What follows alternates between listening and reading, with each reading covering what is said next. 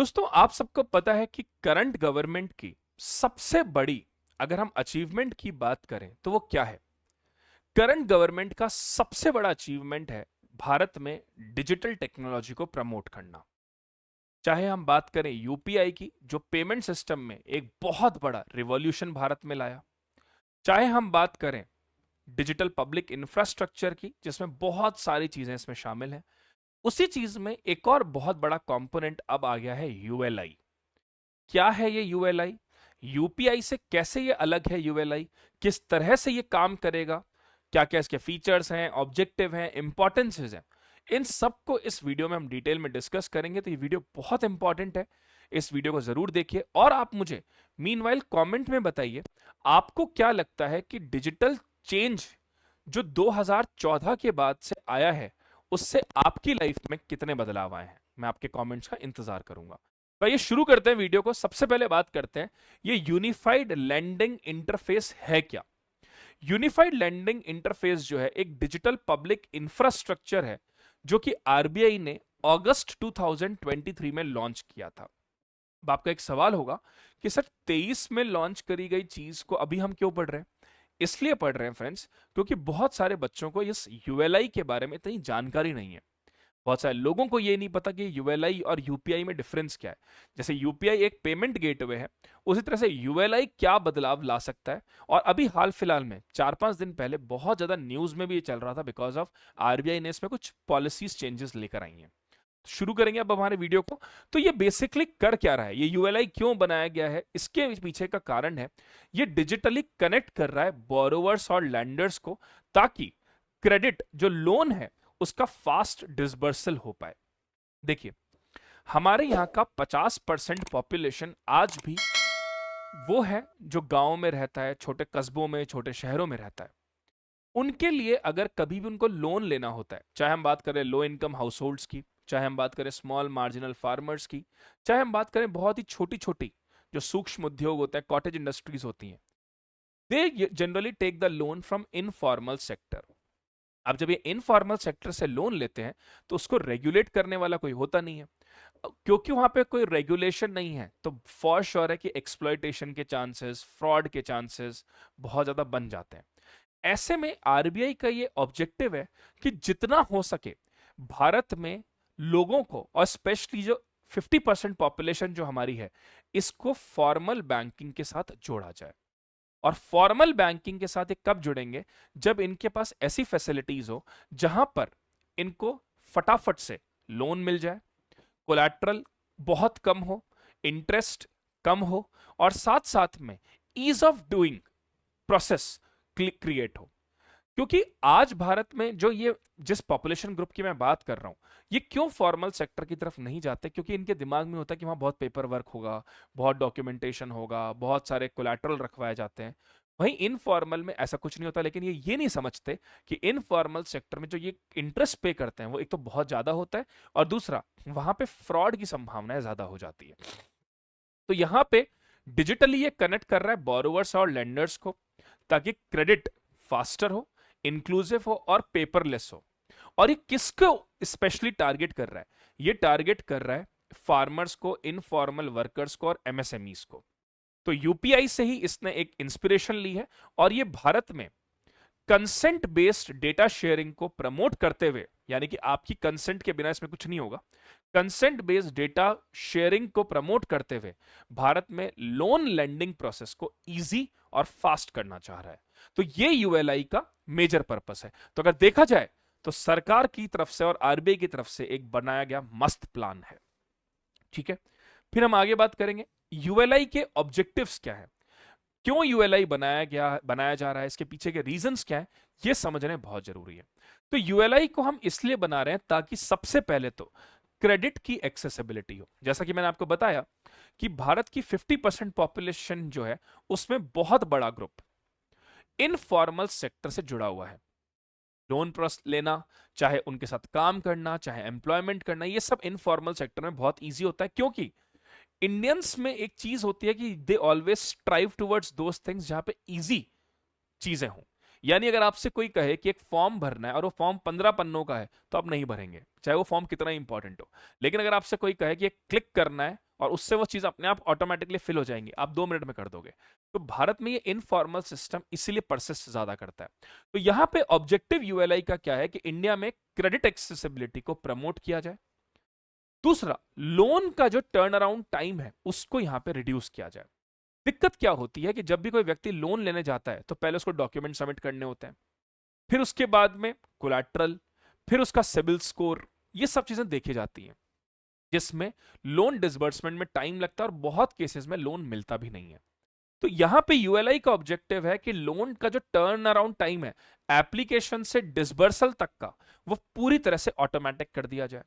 फिर यहां पे डेटा ड्रिवन लैंडिंग होगी, यानी ऐसे ही नहीं कि भाई आप लैंडिंग प्रमोट करनी है, लोन प्रमोट करना है तो किसी को भी दे दो बिना चेक करे, उससे तो एनपीए बढ़ जाएंगे बैंक के। अभी बैंक के एनपीए की प्रॉब्लम इतनी बड़ी है कि इसीलिए तो हम बैड बैंक लेकर आए, इंसॉल्वेंसी बैंक्रप्सी कोड लेकर आए। तो यहां पर डेटा ड्रिवन लैंडिंग होगी, यानी कि देखा जाएगा कि आपने कोई जीएसटी फिल कर रखा है क्या, आप कितने का इलेक्ट्रिसिटी बिल पे करते हो, मोबाइल पेमेंट्स आप कैसे करते हो, यानी कि आपकी पूरी छानबीन की जाएगी डिजिटली, उसके बाद लोन डिसबर्समेंट होगा। फिर चौथी चीज, यहां पे ट्रांसपेरेंसी को बहुत प्रमोट किया जा रहा है। ट्रांसपेरेंसी को प्रमोट करने का मतलब है कि रियल टाइम वेरिफिकेशन होगा हर चीज का, हर चीज बहुत ट्रांसपेरेंट होगी, क्विक मोड पे होगी, एक्सेसिबल होगी, और साथ में इन सारी चीजों का आपसे अप्रूवल लेकर ही यह काम किया जाएगा, जो आगे हम वीडियो में भी देखेंगे कि कैसे इस प्रोसेस को स्मूथ किया जा रहा है। फिर पांचवी चीज है कॉस्ट एफिशिएंसी को प्रमोट करना। जो जितने भी लेंडर्स हैं, बैंक्स हैं, दे वांट कि भाई हमसे लोन लें, क्योंकि बैंक्स का जो स्प्रेड होता है, बैंक्स का जो प्रॉफिट होता है, वो इस लोन पे डिपेंड करता है। अब बैंक्स जो हैं, दे आपको कॉल भी आते होंगे ना बहुत बार कि आपके अकाउंट पे इतने का क्रेडिट कार्ड ऑफर हो रहा है, ये हो रहा है, वो हो रहा है। तो बैंक्स को भी कस्टमर बेस चाहिए। ऐसे में दे वांट दैट कि स्टैंडर्ड एपीआई की मदद करके या पेपर वर्क को रिड्यूस करके हम हमारी कॉस्ट कम करें और क्लाइंट्स और कस्टमर बेस को इंक्रीज करें। That's why we are saying कि आगे जाके शायद ये यूएलआई बहुत बड़ा बनने वाला है। तो समझते हैं इसके बाद फीचर्स क्या क्या होने वाले हैं इस यूएलआई में। सबसे पहला फीचर और जो सबसे एसेंशियल है, जो आपकी प्राइवेसी को ब्रीच नहीं कर रहा, वो है कंसेंट बेस्ड थिंग। यानी कोई भी चीज जो शेयर होगी आपकी, चाहे आपके जीएसटी रिकॉर्ड्स हो, चाहे आपके लैंड रिकॉर्ड्स हो, चाहे आपके टैक्स रिकॉर्ड्स हो, चाहे इलेक्ट्रिसिटी बिल्स हो, चाहे मोबाइल पेमेंट्स हो, इन सबको शेयर बिना आपकी परमिशन के नहीं किया जाएगा। दूसरी चीज, स्टैंडर्ड एपीआईज का यहां पे मदद की जाएगी, जैसे प्लग एंड प्ले इंफ्रास्ट्रक्चर, जिसमें डेटा सोर्सेज बोरोवर और लेंडर्स के साथ शेयर किए जाएंगे। तीसरा, आधार और डिजी लॉकर का इंटीग्रेशन भी यहां पे हो रहा है, ताकि गवर्नमेंट का सुपरविजन भी यहां पे रहे। उसके साथ साथ में आइडेंटिटी वेरिफिकेशन यहां पे होगा, ताकि जितने भी ये बेनामी फर्जी जो लोन एप्लीकेशंस होती है उनको रिजेक्ट कर दिया जाए। फिर चौथी चीज, यहां पे आपके सिविल स्कोर से ज्यादा ये चेक किया जा रहा है कि आपने किस तरह के पेमेंट्स किए हैं, इलेक्ट्रिसिटी बिल्स का पेमेंट, मोबाइल से पेमेंट, या जीएसटी पेमेंट आपने कितने किए हैं। और लास्ट में यहां पर जितनी भी चीजें हैं, इन सब में प्रोटेक्शन है, ट्रांसपेरेंसी है, और ये डेटा प्रोटेक्शन लॉस को फुलफिल करते हुए बनाया जा रहा है। फिर अब ये काम कैसे करेगा, ये समझना बहुत जरूरी है, how this ULI actually work.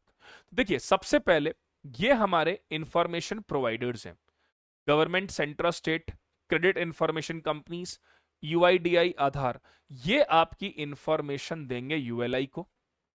ULI जो कि आरबीआई के द्वारा प्रोटेक्टेड है, ये आपकी इंफॉर्मेशन लेंडर्स को देगा, फिनटेक कंपनीज को, बैंक्स को, एनबीएफसीज को, और वहां से आपकी जो पूरी इंफॉर्मेशन है वो इन तक पहुंचती है।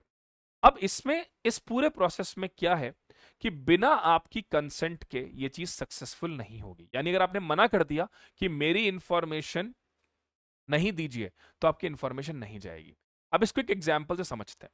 मान लीजिए कंज्यूमर है, उसको लोन, एक फार्मर है, उसको लोन चाहिए। अब उसको समझ में नहीं आ रहा कि मैं लोन एप्लीकेशन कैसे लगाऊं। अब वो फार्मर के कंसेंट से यूएलआई क्या करेगा, उसके जो रिकॉर्ड्स हैं, लैंड रिकॉर्ड मान लीजिए, टैक्स रिकॉर्ड्स मान लीजिए, इलेक्ट्रिसिटी बिल के पेमेंट्स रिकॉर्ड मान लीजिए, वो उससे पहले पूछेगा कि आपको लोन चाहिए, हम आपकी ये इंफॉर्मेशन बैंक्स के साथ या एनबीएफसीज के साथ शेयर कर रहे हैं। फार्मर जैसे ही कंसेंट देगा, इनके साथ ये इंफॉर्मेशन शेयर होगी और फिर आगे का प्रोसेस चालू होगा। यानी कि बिना कंसेंट के, बिना किसी तरह के प्राइवेसी को ब्रीच करते हुए यूएलआई काम करेगा।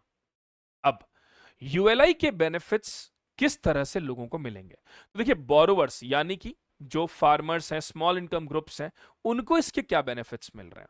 The first benefit is they need not to pay any kind of high collateral. जो हमेशा एक कॉज ऑफ वरी होता था कि भाई कोलैटरल बहुत रखना पड़ता है, दे नीड नॉट टू पे high collateral. Second thing, loan approval और डिसबर्सल का प्रोसेस पूरा ऑनलाइन होगा और फास्ट होगा। तीसरी इंपॉर्टेंट पॉइंट, यहां पे अंडर सर्व्ड सेक्टर्स को शामिल किया जा रहा है, जैसे फार्मर्स हैं, गिग वर्कर्स हैं, स्मॉल ट्रेडर्स हैं, we are including all of them. फिर यहां पे सारी चीजें पेपरलेस और हेसल फ्री फॉर्म में होंगी, यानी कि बिना वजह के पेपर वर्क, बिना वजह का डॉक्यूमेंटेशन, वो सब यहां पर कुछ भी नहीं है। फॉर्मल क्रेडिट होगा लेकिन फास्ट डिस्पर्सल पर मेजर ऑब्जेक्टिव है। अब जो लोग लोन दे रहे हैं उनको क्या फायदा है? एक तो सबसे बड़ी बात, कस्टमर बेस बन रहा है, प्रोसेसिंग कॉस्ट रिड्यूस हो रही है, क्योंकि पहले वो पूरा पेपर वर्क करेंगे, डॉक्यूमेंटेशन करेंगे, लोग हायर करेंगे, कॉल्स करेंगे, फिर कस्टमर बेस ढूंढेंगे, मार्केटिंग करेंगे, जरूरत ही नहीं है, सब चीज अपने आप हो जाएंगी।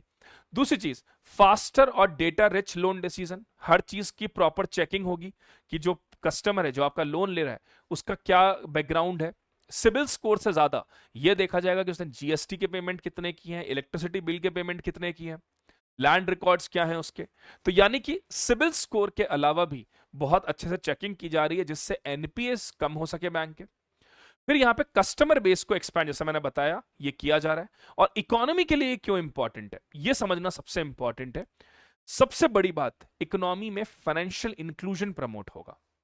हम हर बार ये कहते हैं कि हमारी इकोनॉमी में फाइनेंशियल इंक्लूजन की बहुत प्रॉब्लम है, इसी के लिए जनधन खाते चालू किए गए, डायरेक्ट बेनिफिट ट्रांसफर शुरू करे गए, जनधन योजना सरकार की आई, डीबीटी आया, फिर प्रधानमंत्री उज्ज्वला में जो गैस सब्सिडी का पैसा था वो डीबीटी में गया, फर्टिलाइजर्स की जो अब चीजें हैं, उर्वरक योजना या उर्वरक प्लेटफॉर्म, इन सब से, ये सब पीएम आशा मान लो, इन सब की चीजें डीबीटी में जा रही हैं। तो हम चाहते हैं कि फाइनेंशियल इंक्लूजन इंक्रीज हो। दूसरा, फाइनेंशियल इंक्लूजन होने के साथ साथ ये एमएसएमई और एग्रीकल्चर को बहुत सपोर्ट कर रहा है, और ये दोनों ही हमारी इकोनॉमी की रीढ़ की हड्डी है, बैकबोन है। हमारा बहुत बड़ा जो पॉपुलेशन बेस है वो इन दोनों से जुड़ा हुआ है। तीसरी चीज, ये इंडिया में एक तरह की जैम ट्रिनिटी के साथ साथ अब जैम सॉफ्टवेयर ट्रिनिटी को प्रमोट कर रहा है, यानी Jan Dhan Aadhaar mobile, UPI ULI Trinity को फॉर्म कर रहा है। डिजिटल पब्लिक इंफ्रास्ट्रक्चर को ये इतना मजबूती दे रहा है, जो आगे जाके भारत में जैसे यूपीआई ने इतिहास रचा है, वैसे यूएलआई भी अब बहुत बड़ा इंपैक्ट क्रिएट कर सकता है। तो ये तो बेनिफिट्स हमने समझ लिए यूएलआई के। अब एक कॉमन कंफ्यूजन जो आप सबको होगा कि सर यूएलआई और यूपीआई में क्या अंतर है? बहुत अंतर है। यूएलआई जो है वो डिजिटल लैंडिंग के ऊपर फोकस कर रहा है, यानी कि लोन डिसबर्समेंट को फास्ट करना, लोन डिसबर्समेंट प्रोसेस को स्मूथ करना, अप्रूवल से डिसबर्सल के प्रोसेस को तेजी लाने के लिए यूएलआई करा गया है। यूपीआई आपके डिजिटल पेमेंट के लिए है, जैसे आप कोई इलेक्ट्रिसिटी बिल पे कर रहे हो, मोबाइल फोन का बिल पे कर रहे हो, मूवी टिकट बुक करवा रहे हो, कोई ग्रोसरी खरीद रहे हो, यूपीआई उस पेमेंट सिस्टम को स्मूथ करने के लिए किया गया है। यूपीआई में आपकी कैश हैंडलिंग को या कैश ट्रांजेक्शन को कम किया जा रहा है, जिससे आरबीआई की जो प्रिंटिंग कॉस्ट है वो भी कम हो पाए और आपका पैसा भी सेव रहे। यूएलआई को लॉन्च आरबीआई ने किया, यूपीआई को लॉन्च एनपीसीआई ने किया है। यूएलआई के जो मेन यूजर्स हैं वो है borrowers, MSME, farmer, informal workers, और लेंडर्स हैं बैंक एनएफसीस, बैंक एनबीएफसीस। यहां पे यूपीआई में कोई भी हो सकता है, बच्चा भी हो सकता है, अडल्ट भी हो सकता है, फार्मर, मेल, फीमेल सब हो सकते हैं इसमें। कोर फंक्शन यूएलआई का है क्रेडिट को इजी प्रोवाइड करना, यूपीआई का कोर फंक्शन है मनी ट्रांसफर इजी करना। यहां पे डेटा जो आपका यूज हो रहा है वो financial plus non financial data, Aadhaar, land record, GST bill, ये सब चीजों का इस्तेमाल किया जाता है। यूपीआई में आपके बैंक अकाउंट डेटा का इस्तेमाल होता है ताकि ऑथेंटिकेशन बेटर हो पाए। यूएलआई में आपकी कंसेंट के बिना कोई भी डेटा शेयर नहीं हो सकता, और यहां पे ई केवाईसी करवानी होती है यूपीआई में, उसके बाद आप यूपीआई पेमेंट्स कर सकते हो। देन यूएलआई जो है वो क्रेडिट की प्रॉब्लम को दूर करेगा गांव में और अंडर सर्व सेक्शंस में।